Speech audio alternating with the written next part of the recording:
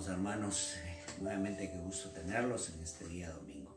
Hoy tenemos un tema bastante interesante, así es que tenemos mucha información que compartir.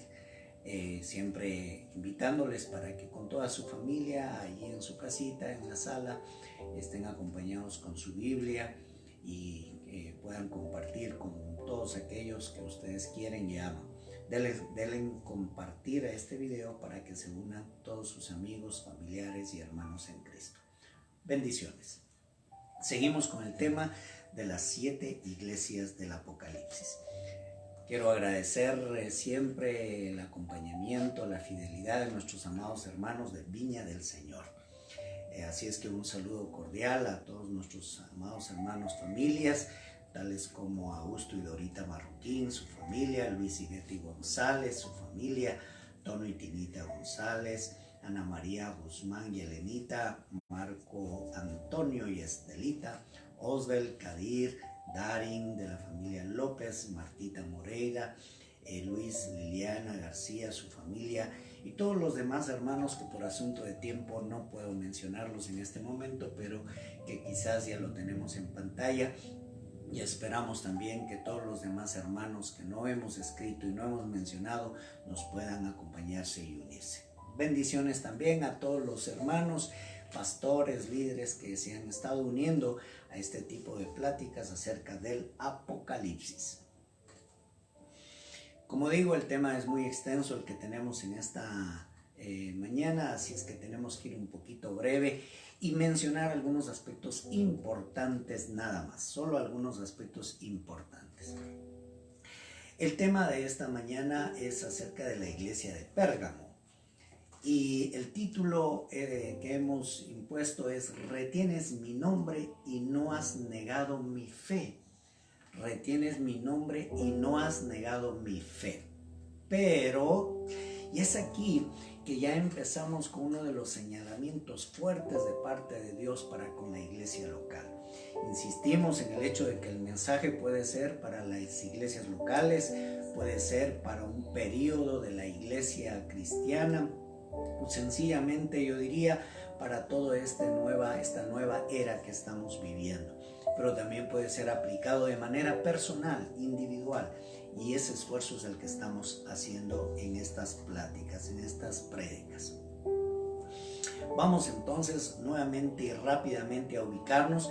No se olvide que las iglesias que se están mencionando están en el antiguo mundo. Nosotros vivimos en América Central, pero estas iglesias históricas se dieron en el antiguo mundo, por allá entre el Asia, Europa y África. En el medio está el famoso mar Mediterráneo, grandísimo, pero justamente en este sector es que se dan todas estas escenas, estos hechos. Las iglesias están ubicadas específicamente en el mar Egeo. Son dos grandes mares del antiguo mundo, pero el más grande es el mar Mediterráneo. Sin embargo, estas iglesias están ubicadas en el mar Egeo. Ya hemos hablado acerca de la iglesia de Éfeso, hemos hablado de Esmirna y ahora nos toca hablar de Pérgamo. Como ustedes pueden observar en pantalla, es una iglesia que está ubicada realmente en un área muy estratégica, prácticamente en una costa, y esto le hace a esta iglesia otra vez en su tiempo una iglesia de suma importancia. Vamos al texto directo porque, como indico, hay mucho que comentar. En Apocalipsis capítulo 2, versículo 12, dice lo siguiente: "Y escribe al ángel de la iglesia en Pérgamo, el que tiene la espada aguda de 2 filos, dice esto". No se olvide de que el término ángel siempre tiene que ver con un mensaje, un mensajero. Pero aquí de manera particular, cuando se le dice "y escribe", significa grabar, significa describir. ¿Por qué razón? Para que se tenga en la memoria, para que haya memoria de esto. Se dice al ángel de la iglesia en Pérgamo. No se olviden también que hemos insistido que el término iglesia significa asamblea, grupo de personas congregadas con un motivo, con una convocatoria anticipada. Y se habla en Pérgamo, y aquí tenemos el nombre de la iglesia. Pérgamo viene de una raíz muy curiosa, y es que Pérgamo puede significar pergamino en sus raíces, que era una especie de pieles de cabra y ovejas que utilizaban ellos para justamente secar y escribir. Esto vino a reemplazar a lo que antiguamente utilizaban el papiro. El papiro era hecho de hojas de juncos, de los árboles que se levantaban a la orilla del río Nilo. Pero el pergamino, de ahí es que viene el concepto de pergamino, que era un rollo hecho de cuero de animal disecado, pero que permitía también la escritura de aquel entonces. Veamos algo acerca de la ciudad de Pérgamo. La ciudad de Pérgamo obviamente fue una ciudad hermosa, grande de aquella época. De hecho, podemos decirles estos aspectos importantes, que Pérgamo se llegó a ser la capital de la provincia romana en Asia. Algunos de sus reyes quisieron convertirla en una ciudad de categoría de la Atenas, imagínense. Si algo se caracteriza a la cultura griega es por Atenas, donde existieron los grandes filósofos de la época. Pero Pérgamo de alguna manera casi le llegó a la talla de Atenas. Actualmente esta ciudad está ubicada en Turquía. Estas ciudades que estamos hablando en la actualidad están en Turquía. Entre sus muchos edificios ellos construyeron la famosa biblioteca. De ahí que una de las bibliotecas más famosas de aquel entonces era la biblioteca de Alejandría, lo que hace presumir de las personas muy educadas, muy preparadas en aquel entonces. Se dice que esta biblioteca tenía alrededor de 200,000 fuentes, o sea, 200,000 libros, por decir algo, pergaminos. Imagínense ustedes la tendencia de aquella cultura muy educada, muy preparada. También edificaron altares tales como el de Zeus, el famoso dios Zeus, uno de los dioses principales de los griegos.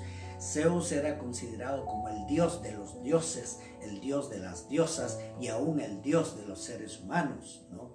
Entonces Zeus tenía una característica muy particular. Este altar relacionado a la clase de dioses estaba levantado por grandes columnas, que obviamente representaba esto la lucha entre los dioses de la mitología griega. Zeus era considerado como el principal de los dioses. Su animal sagrado por el cual se lo representaba era un águila dorada. Era un dios muy vengativo. De verdad, a este dios Zeus incluso se le alababa muchísimo durante las famosas competencias de los Juegos Olímpicos de la antigua Grecia. Esta era la importancia del dios Zeus. También a las afueras de la ciudad se encontraba un templo curativo consagrado a Asclepio, dios de la medicina. Algunos dicen que más se utilizaba como una especie de magia o superstición. Sin embargo, algunas fuentes bastante válidas hablan de que ellos aprendieron a utilizar mucho la medicina natural. Bueno, continuemos.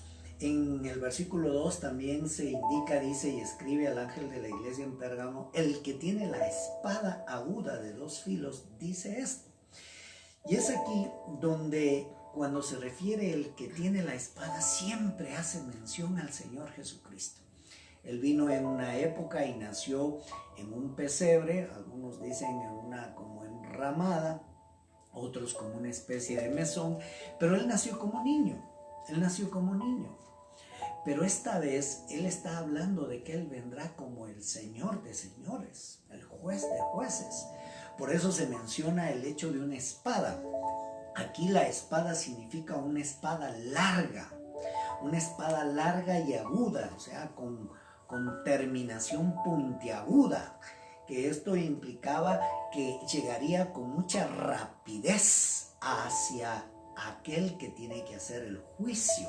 Se habla de 2 filos, y es que esto es interesante porque la espada de 2 filos corta en su ida y corta en su venida. en su regreso, para arriba y para abajo, como diríamos. Entonces esta espada era muy utilizada por los romanos, sobre todo en el acto de guerrear, para la guerra. Y se advierte de que el autor de esta palabra es alguien de autoridad. Y ese autor de autoridad se llama Jesucristo, el Señor, el que vendrá a rendir cuentas. En el versículo 13 se comienza a decir ya algunos asuntos de fondo, particulares para la iglesia, particulares para nosotros, particulares para quien tenga la bondad de oír lo que se está diciendo. Dice: yo conozco tus obras y dónde moras, dónde está el trono de Satanás, pero retienes mi nombre y no has negado mi fe, ni aun en los días en que Antipas, mi testigo fiel, fue muerto entre vosotros, donde mora Satanás. Nuevamente insistimos en el concepto del yo conozco. Esto hace una referencia muy directa al conocimiento anticipado de Dios, el que conoce todo por anticipado. Nadie se escapa de su conocimiento. Él conoce lo que hacemos y lo que no hacemos. Pero aquí de manera particular se dice que Él conoce dónde moras. Aquí en el original nos da la idea de que Él sabe perfectamente el lugar de la vivienda. Él conoce la ubicación exacta. Y dice: donde está el trono de Satanás. Oigan esto. Si ustedes se dan cuenta, siempre se está mencionando a la acción de Satanás o del diabolus, del diablo. Ya hemos dicho que para muchos este es un personaje real, para otros es un personaje solamente figurativo del mal. Sin embargo, es interesante que ya viéndolo desde el Antiguo Testamento y a través de toda la Escritura, sí se le da una figura personalizada a este personaje. Pero aquí de manera particular se está hablando de la influencia que hace, de ese control espiritual malévolo que está haciendo, y por eso se le llama está en el trono de Satanás. El trono es justamente, indica una posición de gobierno, una posición de control. No se refiere en sí mismo que el ser Satanás está ahí físicamente, sino su control. Entonces, desde esa perspectiva, estamos diciendo que Satanás es aquí ese ser que está. Debe entenderse por el contexto del pasaje que el significado es Satanás, Satanás. Y dice: pero retienes mi nombre. Dice: pero retienes mi nombre y no has negado mi fe, ni aun en los días en que Antipas, mi testigo fiel, fue muerto entre vosotros, donde mora Satanás. Aquí hay una actitud contraria, o sea, hay una influencia negativa en ese lugar, en esa iglesia. Sin embargo, a pesar de esa influencia negativa dentro de esa iglesia, hay los hermanos que están gobernando la iglesia. Dice: retienes mi nombre. El término retiene significa agarrarse con fuerza. Y aquí es algo importante: a pesar de la influencia negativa que pudiera haber en las iglesias, es importante, hermanos, de que cada uno de nosotros, es de suma importancia que cada uno de nosotros se agarre del nombre del Señor. Esto me llama mucho la atención cuando ya Pablo diría: puestos la mirada en el autor y consumador de vuestra fe. Es decir, no importa los problemas que tengamos dentro de la iglesia, pero nuestra mirada tiene que estar puesta en el nombre de Dios. Y aquí el nombre de Dios nos hace alusión a la persona, a la calidad de persona. Nos advierte quién es ese Dios que es la fuente de nuestra fe. Y por lo tanto, nada ni nadie puede desviarnos de ese espíritu, de ese sentir. Pueden haber adversarios, pueden haber contrarios, puede haber influencias contrarias a esta fe, pero nosotros tenemos que agarrarnos de la mano de ese Dios, el cual es vivo y verdadero. Y no has negado mi fe, dice. Claro, estamos aquí. Nuevamente no se olvide que fe es la confianza que ponemos en algo, lo que damos por sentado que es verdadero. Entonces dice, no has negado mi fe. No hemos causado un efecto contrario, no hemos dimitido de nuestra fe, no hemos rechazado nuestra fe. Y esa es la posición que tenemos que tener, agarrarnos del nombre de Dios y mantenernos en la doctrina, en la fe que nosotros tenemos. Y dice, ni aun en los días en que Antipas, mi testigo fiel, fue muerto entre vosotros. Esto es algo brillante de esta iglesia. O sea, estaba en un estado de persecución de la iglesia. Y como ya hemos dicho, en ese tiempo se dio mucho la persecución, el asesinato de los cristianos de la época. 10 reyes romanos causaron una persecución continuada. Y dice, y a pesar de eso, a pesar de que Antipas se considera que fue el obispo de Pérgamo fue asesinado, duramente asesinado. Se cree que fue justamente uno de los emperadores romanos que ordenó que se lo queme. Fue asesinado y fue quemado vivo. Esto es interesante, el martirio, que es el quemar a una persona. No se trata de una horca, aquí se trata de que él fue quemado. Y como fue quemado, causó un sufrimiento grandísimo. Esto es tremendo, pero la iglesia obviamente estaban en ese peligro también. Y ellos no desistieron de su fe, se mantuvieron en su fe. Bendito sea el Señor. Y entonces en este sentido se le llama a Antipas como un testigo fiel, o sea, digno de confianza. ¿Qué clase de cristianos somos?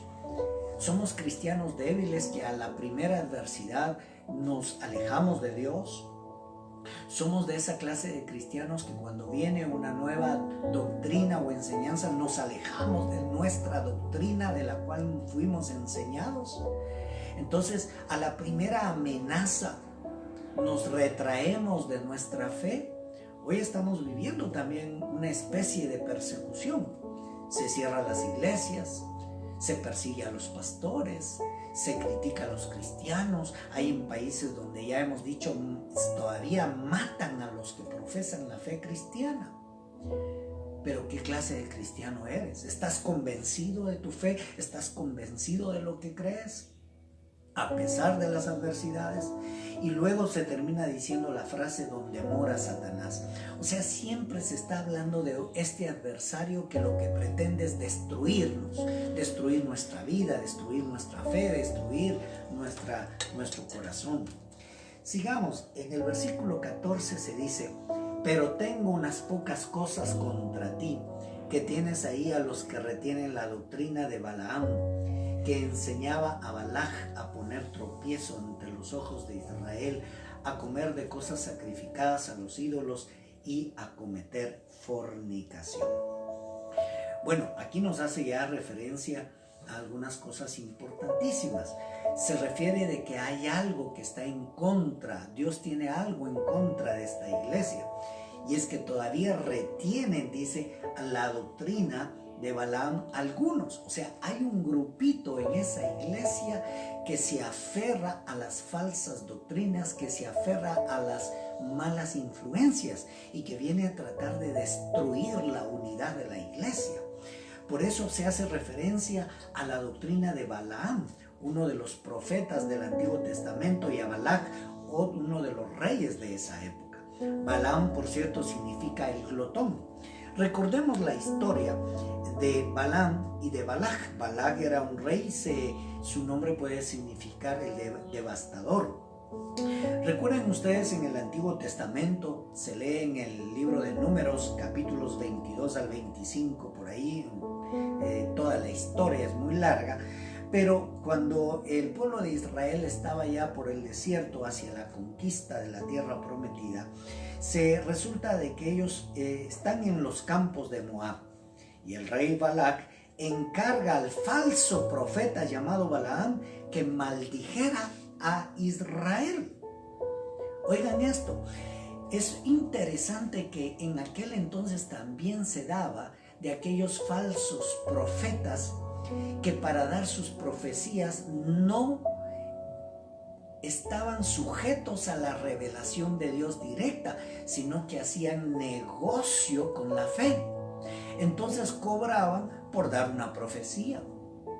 Y en este caso, obviamente Balac le pide al profeta Balaam para que dé una profecía negativa en contra de Israel, que maldiga a Israel.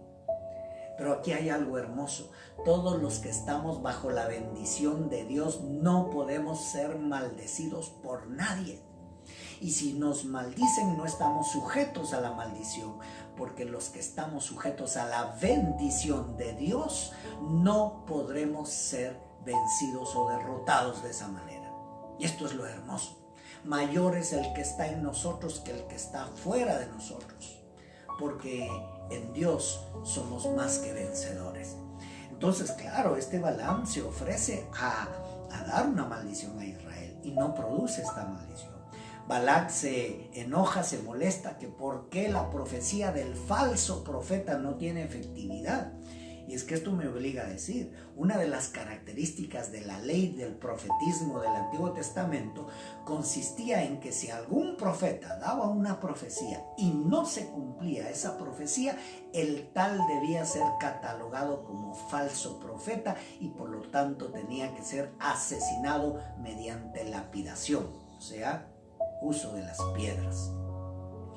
Hoy en día también estamos viviendo eso. Hay mucho falso profeta que se ha levantado, que dan profecías y cobran por las profecías que dan y se enriquecen con las profecías que dan. Una cosa es sostenernos, porque la palabra de Dios dice que el obrero es digno de su salario. Tenemos derecho a comer, a vestir, a cuidar de nuestras familias. Claro que tenemos derecho. Pero no se trata de enriquecernos, y menos aún enriquecernos en base a mentiras. Yo me pregunto si hoy en día utilizáramos esa misma ley, utilizáramos esa ley donde si no se cumple una profecía dada por un profeta, habría que apedrear a ese profeta. ¿Qué pasaría si aplicáramos hoy en día eso?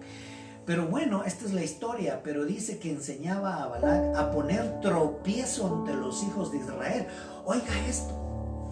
Y a comer de cosas sacrificadas a los ídolos y a cometer fornicación. Esto nos llama muchísimo la atención. ¿Por qué? Porque al ver que el acto de la profecía no daba efecto, entonces Balac le dice a Balaam hacer una estrategia para destruir al pueblo de Israel.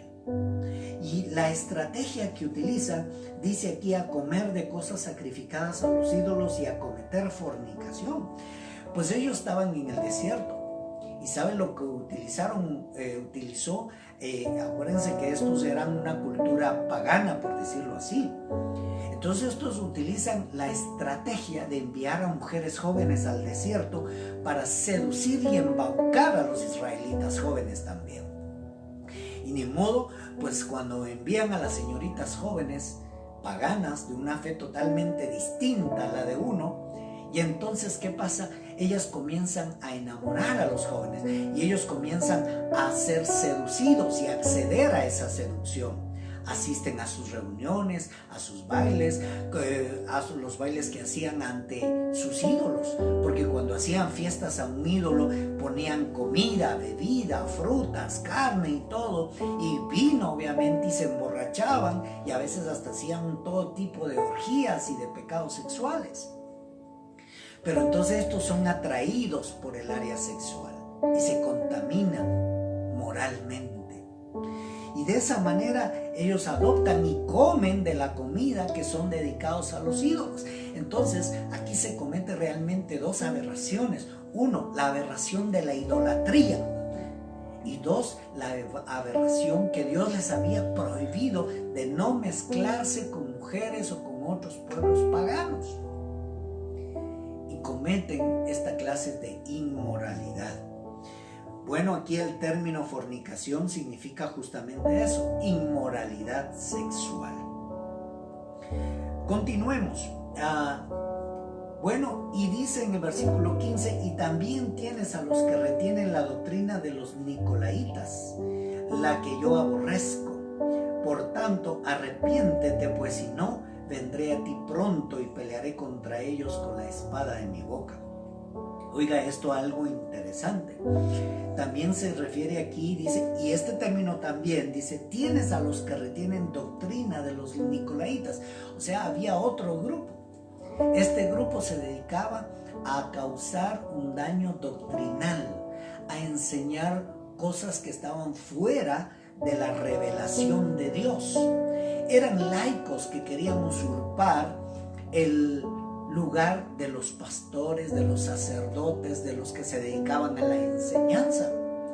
Y es que esto de ser pastor, de ser sacerdote, de ser un líder religioso, no es un asunto de, yo decido serlo.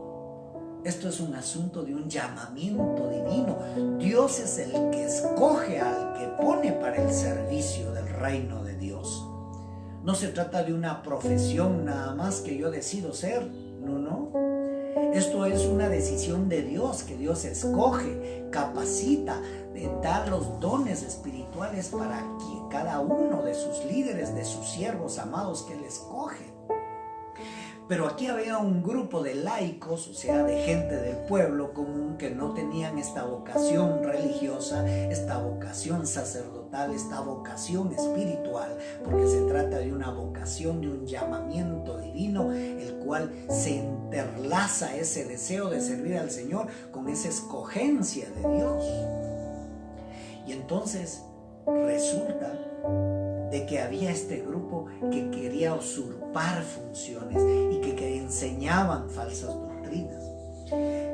Con esto de los nicolaitas no tenemos mucha información, pero ya habíamos mencionado en el domingo pasado de que probablemente era un diácono llamado Nicolás, y este diácono se le sube los humos y comienza a tratar de adversar contra el liderazgo máximo de la iglesia. Y ese es el problema. Hay muchos hermanitos de la iglesia que quieren adversar contra los siervos del Dios Altísimo. Tal vez pueden conocer más que uno, pero no tienen el llamado de Dios. Por eso es interesante esta iglesia de Pérgamo, porque había mucho conocimiento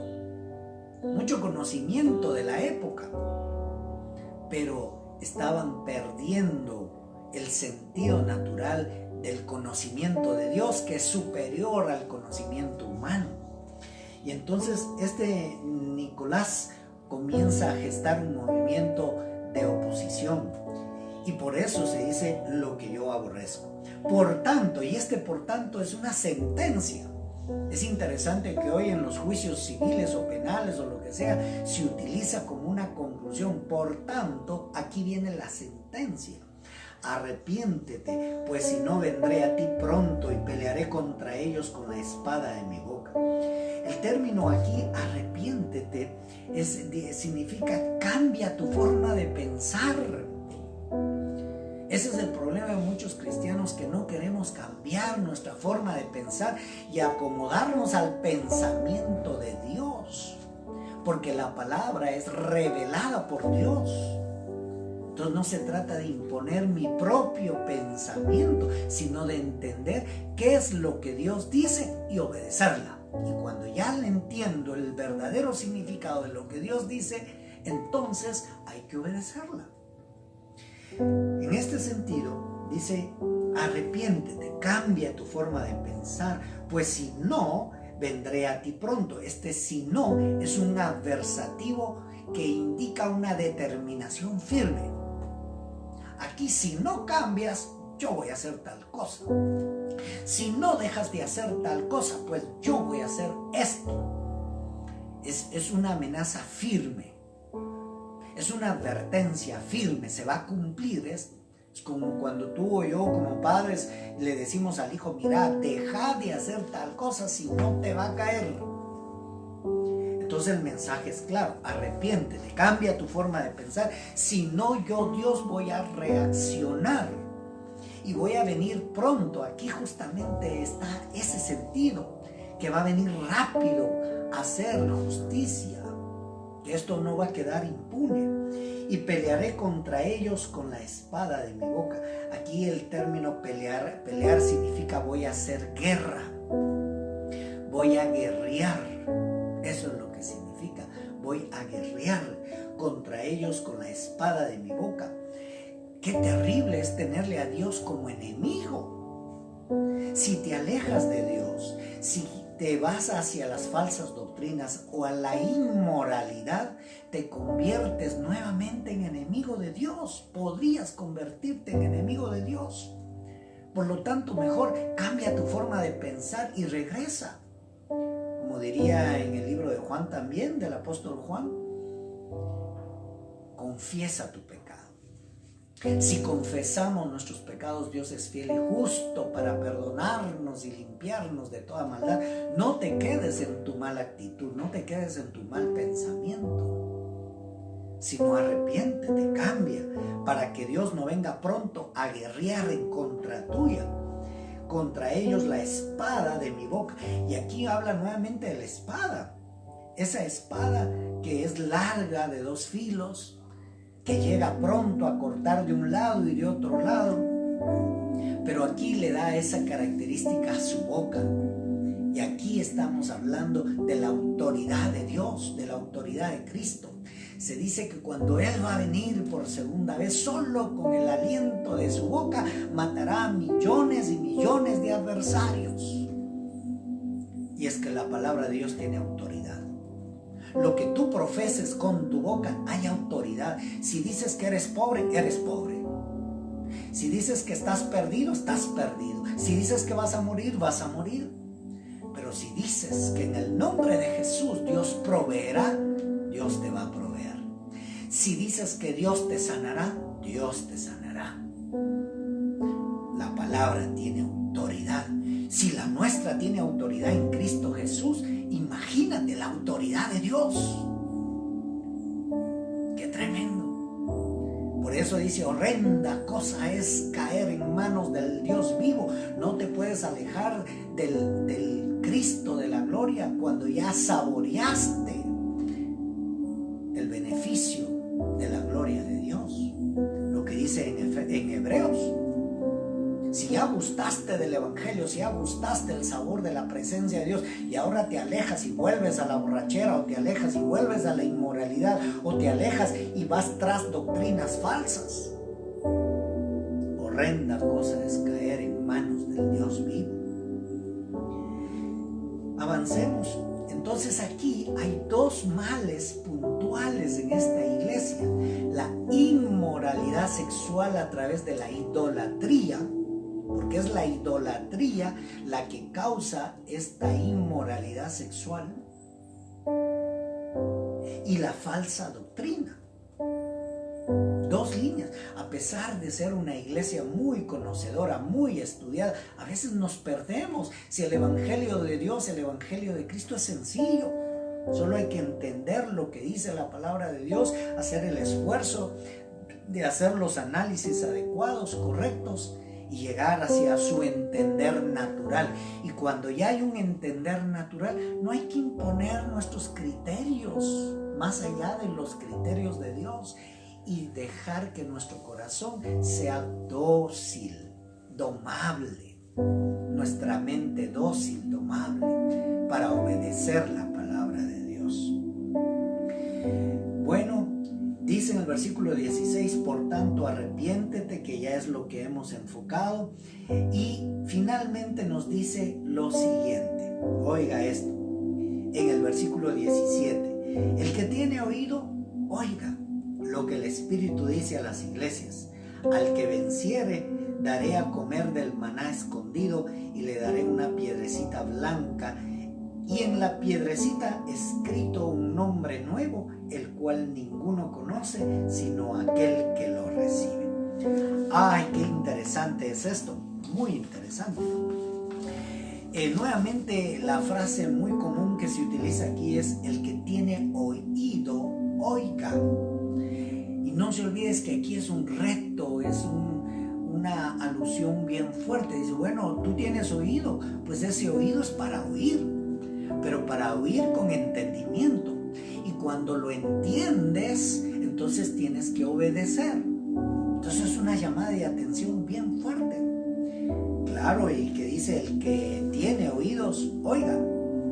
Pues si tenemos, pues entonces hay que usarlo para oír con entendimiento, con esa actitud de entender para obedecer, no con esa actitud de discutir, de adversar contra Dios, como muchos lo hacen. Están oyendo solo para adversar contra la doctrina de Dios. No, aquí es una actitud adecuada por aprender. Lo que el Espíritu dice a las iglesias, no se olviden que aquí es una inspiración directa del Espíritu de Dios. Así es que es palabra de Dios. A las iglesias ya sabemos que es la asamblea, y dice: al que venciere. Y aquí hace alusión de ese contrapeso que tenemos que hacer ante la adversidad. Y aquí la adversidad es eso de que el mundo nos lleve a hacer las prácticas del mundo. Es increíble, la iglesia tiene que influir al mundo, a los demás, pero a veces el mundo influye a la iglesia, y eso es lo delicado. Nos jalan a través de sus formas de pensar, nos jalan a sus formas de costumbres y nos llevan a practicar lo que ellos practican y contradicen a la práctica de Dios mismo, y nos llevan a cometer otra clase de pecados. Los bailes populares que nada tienen con los bailes que Dios impulsaba para la comunión, la armonía, el gozo del pueblo. Las falsas religiones que propician ídolos, que distraen del concepto de Dios. Entonces es aquí importante enfatizarnos en la buena doctrina de Dios. Al que venciere todo eso, entonces dice: al que venciere toda mala influencia del mundo, al que venciere las falsas doctrinas y las costumbres de inmoralidad, entonces al que venciere daré a comer del maná escondido. El término comer hace alusión a una intimidad. Por eso se dice en Apocalipsis, en otro pasaje, dice: he aquí yo estoy a la puerta y llamo, si alguno oye y abre, entonces yo entraré y cenaré con él y él conmigo. Esto de comer es una intimidad. Jesucristo tenía la costumbre de convocar a los apóstoles para celebrar la Santa Cena. La Santa Cena era un tiempo de comer y tener comunión. Entonces aquí habla de: le daré a comer del maná escondido. Claro, aquí el maná ya nos recuerda a esa provisión de Dios en el desierto, en el Antiguo Testamento, que les dio esa especie de masa con sabor a jonjolí. Y entonces, que era el alimento en medio del desierto. Eso es interesante. En medio del desierto yo les doy de comer. En medio de la adversidad yo les voy a dar de comer. Un maná escondido. ¿Por qué? Porque es solo para aquellos que vencen, no es para cualquiera. Por eso se dice en la Escritura que solo los valientes arrebatarán el reino de los cielos.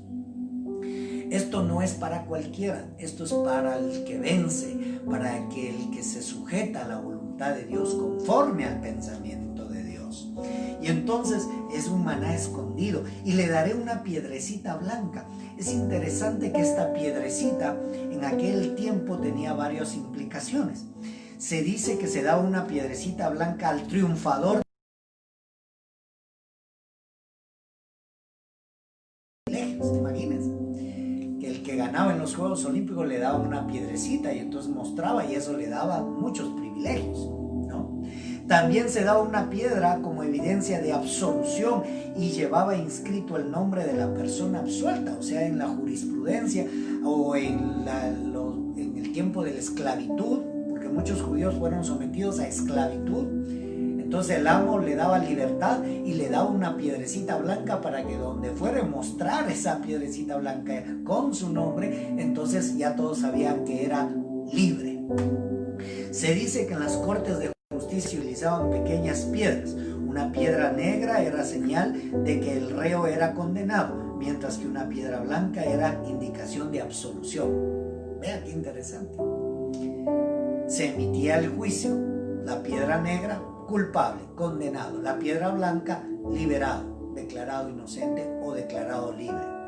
Finalmente, la piedra blanca también era símbolo de amistad. La piedra se quebraba en dos pedazos y cada uno de los dos amigos se quedaban con la parte que contenía el nombre de la otra persona en prueba de unión y comunión permanente. Vea toda esta riqueza, lo que podría implicar la piedrecita blanca.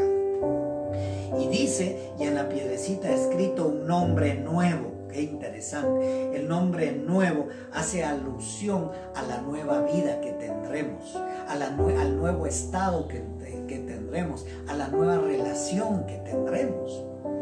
Y es que siempre cuando se habla del nombre de una persona, era en función de las características propias de la persona. Se refería a la persona total, a la personalidad, a la naturaleza mismo del ser humano. Entonces se le daba un nombre. No era un nombre casuístico, no era un nombre sin sentido.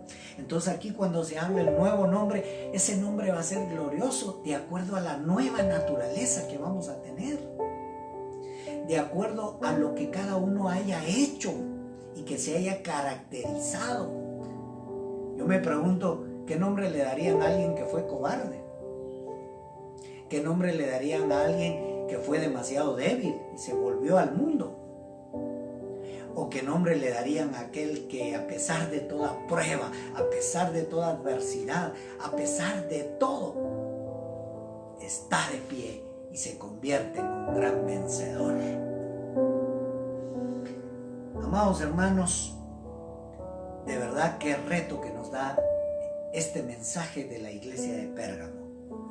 Retienes mi nombre y no has negado mi fe, pero lo que está diciendo, ok, tú eres cristiano, tú te dices que eres cristiano, asistes a una iglesia, cantas, lees la Biblia, predicas, ok, eso está bien, pero ten cuidado de caer en la trampa como lo que hizo Balaj creó una trampa para el pueblo de Israel y cayeron en la trampa de Israel. De paso, déjenme decirles que una de las cosas que destruyen a las familias, a los pastores o a cualquier cristiano que se dice ser cristiano es el pecado sexual. ¿Cuántas familias cristianas han sido destruidas por el pecado sexual? Tanto del hombre como de la mujer. ¿Cuántos pastores se han visto destruidos sus ministerios por el pecado sexual? ¿Cuántas familias hemos caído en esta trampa? Queremos animarles en el nombre de Jesús para que nos mantengamos firmes en la causa de Dios. Que Dios los bendiga. Que nuestra oración sea: Señor, perdóname si he pecado. Que nuestra oración sea: perdóname, Señor, si me he alejado de tus caminos. Pero en este momento, en el nombre de Jesús, te pido que me limpies de todos mis pecados y quiero regresar, Señor, a la comunión contigo, Padre. Que ninguna cosa del mundo me atraiga más que tu amor, más que tu enseñanza, más que tu guianza, Señor. Y si en algún momento has abandonado la fe, este es el momento para decirle: Señor, regreso a mi fe. No quiero poner oídos a profetas falsos, quiero poner oído a tu palabra. Y me he alejado y me he retirado de la sana doctrina a la falsa doctrina. Señor, en el nombre de Jesús, guárdame en tu santidad, guárdame en tu fe, Señor. Gracias, Padre. En el nombre de Jesús. Amén y amén. Que Dios les bendiga, amados hermanos.